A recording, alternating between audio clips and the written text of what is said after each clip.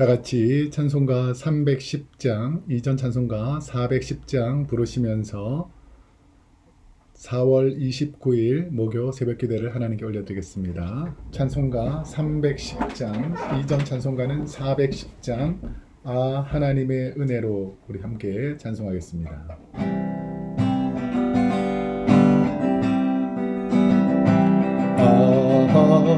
하나님의 은혜로 있을 데 없는 자 왜 구속하여 주는지 난 알 수 없도다. 내가 믿고 또 의지하는 내 모든 형편 하시는 주님 늘 보호해 주실 것을 나는 확실히 하네. 왜 내게 굳센 믿음과 또 복음 주셔서 내 마음이 항상 평안지 난 알 수 없도다. 내가 믿고 또 의지하는 내 모든 형편 아시는 주님 늘 보호해 주실 것을 나는 확실히 하네. 왜 내게 성령 주셔서 내 마음 감동해 주 예수 믿게 하는지 난 알 수 없도다. 내가 믿고 또 의지하는 내 모든 형편 하시는 주님 늘 보호해 주실 것을 나는 확실히 아네. 주 언제 강림하실지 혹함에 혹낮에 또 주님 만날 그곳도 난 알 수 없도다. 내가 믿고 또 의지함을 내 모든 형편 하시는 주님 늘 보호해 주실 것을 나는 확실히 아네.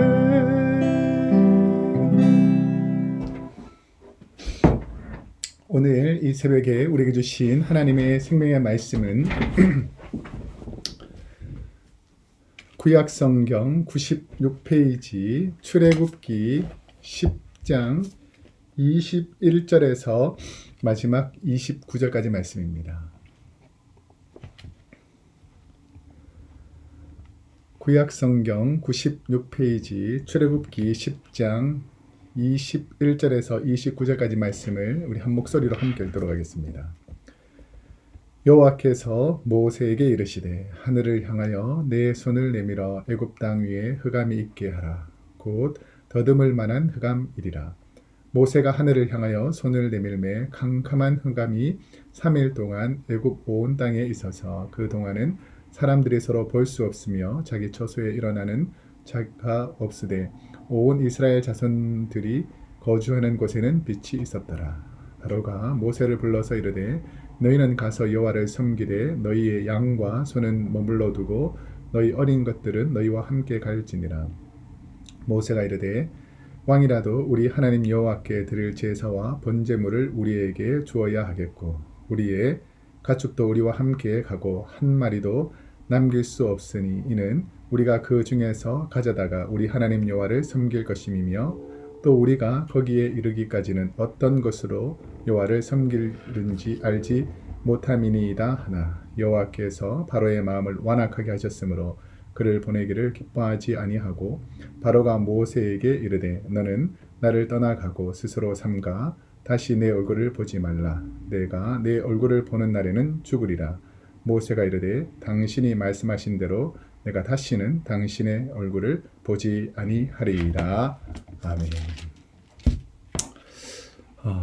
오늘은 출애굽기 10장 21절에서 29절까지 말씀을 중심으로 은혜를 담은 마음이 넓은 성도, 은혜를 담을 마음이 넓은 성도라는 제목으로 하나님 말씀을 함께 나누도록 하겠습니다.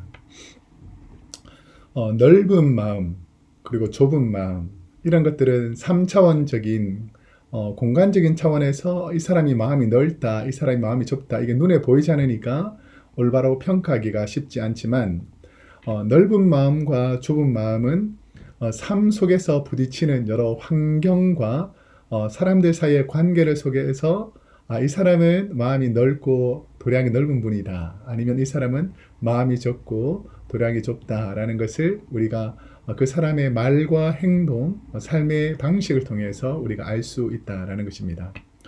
오늘 본문에도 보면 바로의 마음이 얼마나 강팍하고 좁은지를 이 재앙이 더해지면 더해질수록 바로의 인간적인 모습이 드러나고 재앙이 더해지면 더해질수록 모세의 하나님의 사람, 리더십이 등장하기 시작합니다. 하나님께서 모세를 통해 이집트에 내린 9번째 재앙은 무엇인가? 오늘 본문 21절에서 22절 말씀해 보니까 여호와께서 모세에게 이르시되 하늘을 향하여 내 손을 내밀어 애굽 땅 위에 흑암이 있게 하라. 곧 더듬을 만한 흑암이리라. 모세가 하늘을 향하여 손을 내밀매 캄캄한 흑암이 3일 동안 애굽 온 땅에 있어서 저와 여러분은 처음에 오늘 본문에 보면 저와 여러분은 모세의 말씀을 통해서 이 바로와 이집트 사람들이 어떻게 되는가를 우리가 알 수 있는데요. 처음에는 하나님께서 모세에게 말씀하시고 또 모세가 하나님께 들었던 말을 아론이 지팡이를 들고 나일강에 내미니까 나일강이 피로 변한다든지 이렇게 주로 하나님께서 모세에게 말씀하시고 모세가 듣고 처음 행동은 아론이 했다면 이제 리더십이 점점점 모세에게 이양되고 있다라는 것을 우리가 볼 수 있습니다. 그래서 이제 하나님께서 모세에게 말씀하시고 모세가 바로 앞에 가서 모세가 재앙을 내리는 이런 리더십이 이제 모세에게 집중되고 있다는 것을 우리가 보면서 알 수 있습니다. 이 9번째 재앙은 캄캄한 흑암 재앙인데요. 이 캄캄한 흑암이라는 이 성경 원문에 보면 히브리어로 호셰크 아펠라라고 되어 있는데 이 단어 호셰크하고 아펠라 이 두 단어가 똑같은 의미를 가진 단어인데 어두움 그리고 흑암이라는 뜻을 가지고 있습니다. 그러니까 호셰크가 어두움, 아펠라가 흑암. 그래서 호셰크 아펠라, 캄캄한 흑암은 어두운 흑암.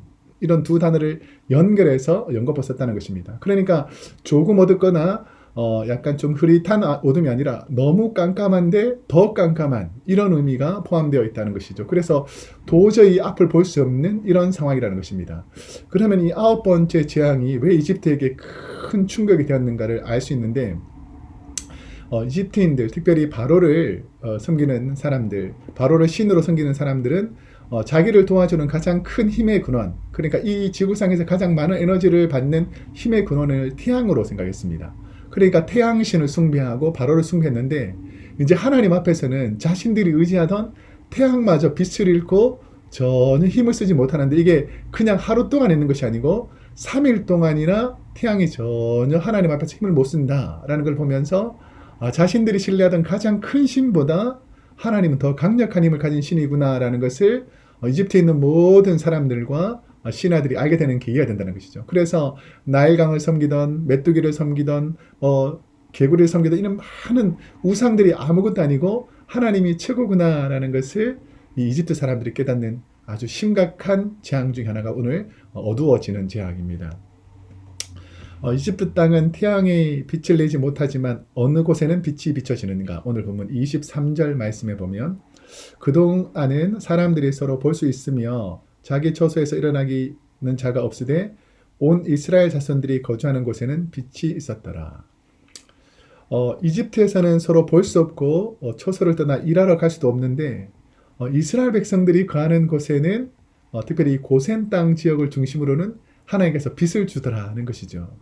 이게 하나님의 놀라운 기적과 섭리라는 것입니다. 만약에 그냥 깜깜해졌으면 우연히 깜깜해졌구나 아니면 이럴 수도 있구나라고 하는데 다른 곳은 다 깜깜한데 하나님의 백성, 이스라엘 백성들이 사는 곳만 하나님께서 빛을 비춰주니까 하나님의 백성들 입장에서는 하나님께서 우리와 함께 하시는구나 라는 것을 깨달을 것이고 수많은 이집트 사람들은 우리가 이때까지 섬겼던 이방신이 아무것도 아니었구나. 하나님이 진짜구나 라는 것을 감각적으로 그리고 감지할 수 있는 그런 계기가 되었다는 것이죠.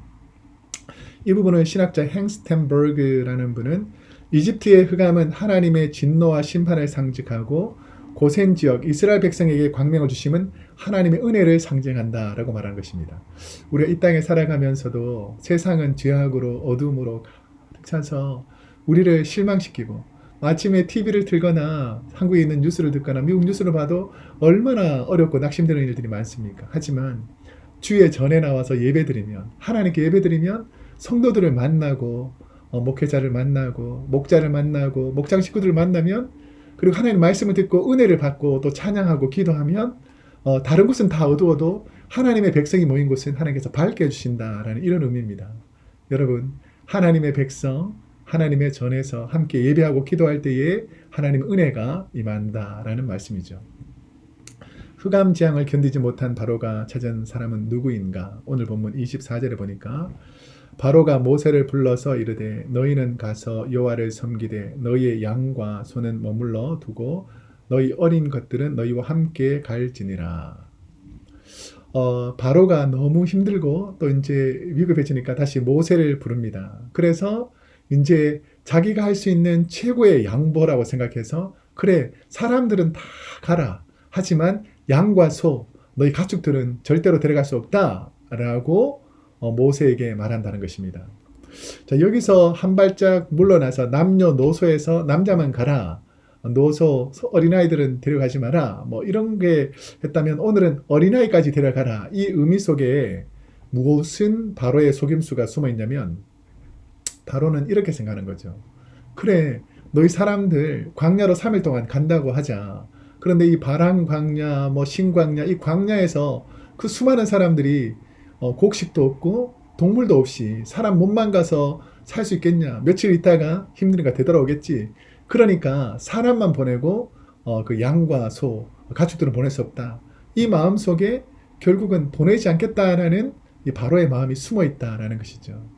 이게 악이 얼마나 교활하고 또 믿음의 사람들을 속이려고 얼마나 많이 노력하고 우리가 살다 보면 겉으로는 막 뜨겁게 하나님을 찬양하는 척하고 막 대단한 척하지만 그 속에는 미움과 다툼, 시기와 질투, 원망과 불평으로 가득 차서 하나님을 속이려고 하는 그런 거짓된 사람들도 있다라는 것이죠. 하나님은 그런 사람들을 기뻐하지 않는 것이 분명하다는 것입니다. 바로가 지금 하나님을 속이려고 하고 모세를 속이려고 하는 것이죠. 그러니까 하나님께서는 그 마음을 분명히 아십니다. 바로 앞에서도 담대해진 모세는 바로의 요구에 어떻게 대꾸하는가? 오늘 본문 25절에서 26절에 보면 모세가 이르되 왕이라도 우리 하나님 여호와께 드릴 제사와 번제물을 우리에게 주어야 하겠고 우리의 가축도 우리와 함께 가고 한 마리도 남길 수 없으니 이는 우리가 그 중에서 가져다가 우리 하나님 여호와를 섬길 것임이며 또 우리가 거기에 이르기까지는 어떤 것으로 여호와를 섬기는지 알지 못함이니이다 하나. 왕이라도 우리 하나님 여호와께 드릴 제사와 번제를 우리에게 줘야 하겠고 이 말은 뭐냐면 만약에 우리가 빈손으로 가게 되면 바로 당신이라도 우리에게 섬길 양과 염소를 그럼 내놓겠냐라고 이제 모세가 담대해졌습니다. 이전까지는 처음에는 바로의 눈치를 보고 두려워하고 이렇게 했다면 한 6개월 정도 재앙을 내리는 그 하나님의 능력을 보면서 그래 네가 그렇게 대단하다면 우리에게 양이나 염소 하나에게 드릴 예물을 내놔라. 그래야지 우리가 예배드리러 갈 거 아니냐라고 바로 앞에서 자기의 의견을 강력하게 주장할 정도로 모세의 리더십이 강해졌다라는 것이죠. 이처럼 하나님께서는 지금 이 출애굽 기간 동안의 재앙을 길게 하는 이유가 무엇일까를 생각해 보면 모세의 강력한 리더십, 모세가 전적으로 하나님을 의지하는 그 리더십을 통해서 이스라엘 백성들을 이끌어내기 위해서 하나님께서 철저하게 준비하고 계신다라는 것을 알 수 있습니다. 재앙을 피해 보려고 모세를 불렀던 바로는 자신의 분노로 어떻게 되는가? 오늘 본문 27절에서 28절에 보니까 여호와께서 바로의 마음을 완악하게 하셨으므로 그를 보내기를 기뻐하지 아니하고 바로가 모세에게 이르되 너는 나를 떠나가고 스스로 삼가 다시 내 얼굴을 보지 말라. 내가 내 얼굴을 보는 날에는 죽으리라. 자신의 말을 듣지 않는 이 모세에게 또 바로는 좀 전까지만 해도 이 재앙 때문에 내가 죽겠구나. 태양신이 힘을 얻구나. 우리가 무조건 모세에게 빌어야 되겠다. 이런 생각했다가도 자기 마음에 또 미움과 시기와 질투와 불평과 자기 뜻대로 되지 않는 이 고집 때문에 또다시 분을 내고 화를 내면서 또 하나님의 사람 모세를 대적하는 것입니다. 그러면서 내가 모세를 죽여버리겠다. 너 내 눈에 한 번만 더 뜨면 내가 너를 죽이겠다라고 강력하게 엄포를 놓고 있습니다. 저와 여러분에게 혹시 이런 바로와 같이 악을 행하고도 뉘우치지 않는 분들이 있다면 하나님께서 하실 것입니다. 제가 이 목회하면서 많은 분들을 보는데 하나님의 교회를 어렵게 하거나 목회자나 성도를 어렵게 하는 분들은 결국은 성도의 말도 듣지 않고 목회자의 말도 듣지 않는 분들은 하나님께서 어쩔 수 없이 정리하시는 경우를 제가 많이 보게 됩니다. 여러분들 우리 이 땅을 살다 보면 우리와 마음이 맞지 않고 힘들게 하는 사람도 많이 있고 때로는 가족과 자녀나 형제 자매들 중에서도 힘들게 하는 분이 있지 않습니까? 근데 너무 그분들에게 집중해서 고통하지 마세요. 왜냐하면 하나님께서 때가 되면 그들의 마음을 다스려 주시고 하나님께서 그들의 마음을 다 꺾어 주시기 때문입니다. 하나님께 리더십을 받은 모세는 바로의 협박에도 어떻게 대처하는가? 자, 이 부분이 제일 중요한 부분인데요. 29절에 보니까 모세가 이르되 당신이 말씀하신 대로 내가 다시는 당신 얼굴을 보지 아니하리이다. 여러분 어떻습니까? 모세가 이제는 완전히 리더가 되어서 마치 골리앗을 무찔렀던 이 소년 다윗처럼 하나님 앞에서 담대한 모세로 바뀌었다라는 것을 알 수 있습니다. 이제 전혀 바로를 두려워하지도 않습니다. 하나님이 내게 능력 주셨기 때문에 내가 능력 주시는 데서 내가 모든 것을 할 수 있다라는 그 믿음을 가지고 이 두려움을 이겨내고 이제 온전한 리더로서 서게 된다는 것이죠. 그래서 이 광야 40년 동안 어떠한 고난과 시련이 와도 하나님이 함께 하심을 믿고 모세가 리더로서 우뚝 섰다는 것이죠. 오늘 우리 사랑하는 성도 여러분, 세상 가운데 고난이 있고 우리를 핍박하는 사람이 있고 거짓 소리를 모함하는 사람이 있어도 하나님은 우리 편에서 우리를 도와주십니다. 그 하나님을 의지하는 하루가 되시기를 축복합니다. 기도하겠습니다.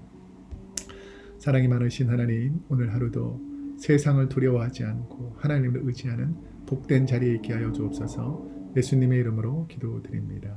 아멘. 오늘 하루도 하나님 은혜가 충만하시기를 축복합니다.